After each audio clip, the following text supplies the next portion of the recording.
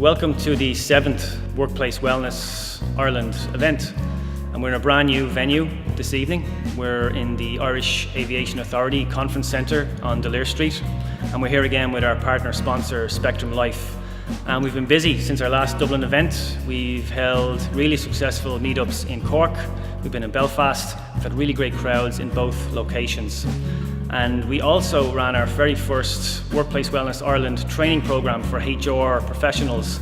So we worked through an 8-step framework for developing a sustainable workplace wellness programme. And that's very apt this evening because the very first step on that framework is what we'll be discussing. It's our theme for this evening, the importance of committed leadership to workplace wellness. So we're going to hear from Kate Moran. She's the culture manager for HubSpot. We also have Gavin. He's a director in the Irish Aviation Authority. He's possibly better known for his role as the Dublin senior football manager. And we also have Jennifer Grogan. She's a health and wellbeing lead and an organisational psychologist with the ESB. And it ties in very nicely with our panel tonight because the very first step, as you can see, is committed leadership. So that's how important I feel committed leadership is to workplace wellness. So I'm really interested to hear our wonderful panel tonight. And as you can see, it's kind of step 5 that I see the very well-intentioned Irish companies just jumping straight in at. And it's just a real shot in the dark to choose that class here and there or the talk. I just feel there's so much more groundwork that can be done by securing that committed leadership, getting the grassroots as your wellness champions, just listening to the needs and wants. Then step 3 of your employee base, what are they actually looking for? Because every organisation is different. And then kind of documenting that in your operation plan, your roles, your responsibilities, budgets, timelines, all that kind of stuff. So it ties in very nicely with our theme this evening, which is the importance of committed leadership to workplace wellness. From my own organisation, very much it's driven from the top in that the support system is put in place internally. It has never been kind of that add-on to a job. We do kind of have full-time health and wellbeing team members in place, and we then look at getting leadership at different levels across the business. So traditionally it would lie with, say, HR or safety. It depends on your organisation or environment.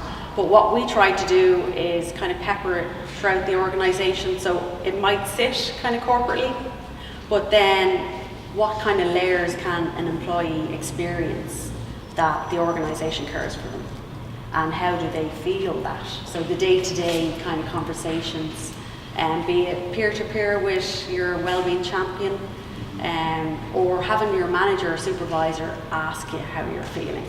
So the human factors is very much a big part of human performance in aviation. So examples of that would be in our particular domain in air traffic management will be supporting that mindfulness piece of meditation, of giving staff the space to be centered for a few moments in their busy lives, to yoga classes. So all these things, even the stress management courses that I attended one there only a few weeks back, seminars. So all these little touch points where people can feel that they can reach out to. Right. And indeed, on top of that, we have obviously all the online support that Spectrum.Life give us as well. So we understand that humans make mistakes. The human is the error. That's just a fact of life. And in aviation, we've learned harsh lessons from that. So it's our job as a leadership is trying to influence our staff and make them understand that and help them be the best version of themselves. Okay.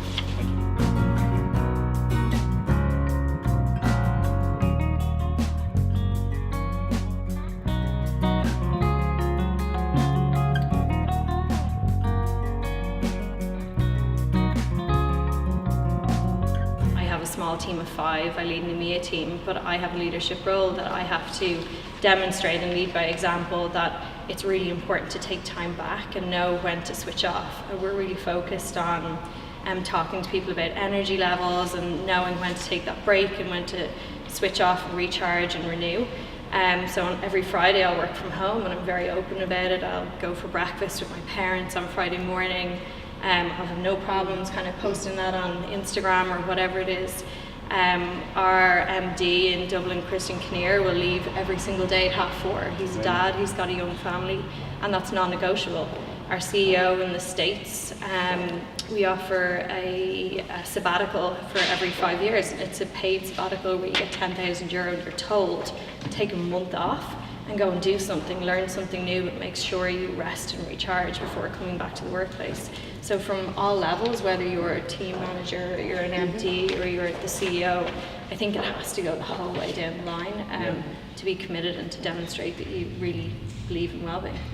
So how do I keep the Prosper group, I suppose, motivated and just in that state of flux and feeling a little bit blind? What would you advise maybe? If it's helpful, we have lots of interest groups and employee resource groups, and the one thing that we do is we ask them to pick one goal that they're working towards a quarter, so that it's not over ambitious, that you're not asking people to do something every month and then they lose track because they're busy. So if they're all working together to one thing that they say is really important to them, then that should make a difference. Of course, big thanks to every single one of you for coming along. You really make the community, so thanks for your continued support.